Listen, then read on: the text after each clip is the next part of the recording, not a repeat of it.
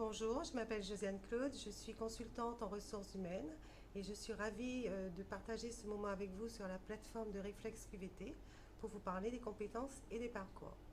La clé de voûte des démarches QVCT, c'est l'optimisation conjointe, qui signifie le développement de l'entreprise ou de l'organisation à mesure que les êtres humains qui y travaillent s'épanouissent eux aussi.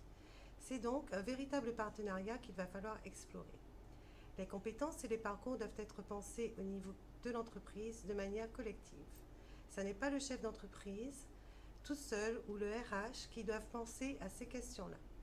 Dans une démarche QVCT, ces questions-là sont mises sur la table pour en discuter avec les personnes qui font le travail elles-mêmes et avec les personnes qui encadrent le travail de manière à enrichir les réflexions. Il s'agit d'interroger le collectif de travail sur les compétences et les connaissances à repérer, à développer compte tenu de l'évolution des techniques. Dans le parcours de compétences, ce n'est pas la compétence immédiate qui compte le plus, c'est vraiment là où l'on veut aller. Et pour cela, il convient de questionner les modes de gestion des ressources humaines et plus particulièrement les pratiques de gestion de compétences et de parcours.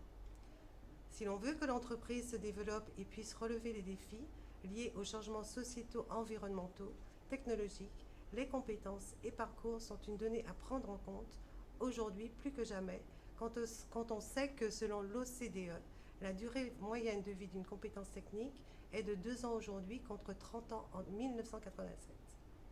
Au-delà de cette durée, la compétence perd en utilité et doit être réactualisée ou remplacée par un autre savoir-faire. Les professionnels des RH doivent aujourd'hui s'organiser pour affronter les dangers liés à l'obsolescence des compétences. Des compétences. Perte de performance, difficultés de recrutement, baisse de l'employabilité des collaborateurs. Comment y faire face? Voici quelques pistes à explorer.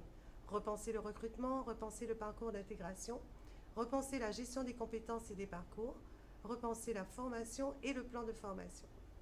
Il s'agit de caractériser les compétences mises en œuvre dans le cours des activités de travail touchées par la transition énergétique et écologique, sociétale et numérique. C'est une excellente porte d'entrée pour mettre en place sa démarche QVCT. Qu'en pensez-vous? Vous vous sentez concerné? Ayez le réflexe QVCT, cette plateforme est là pour vous.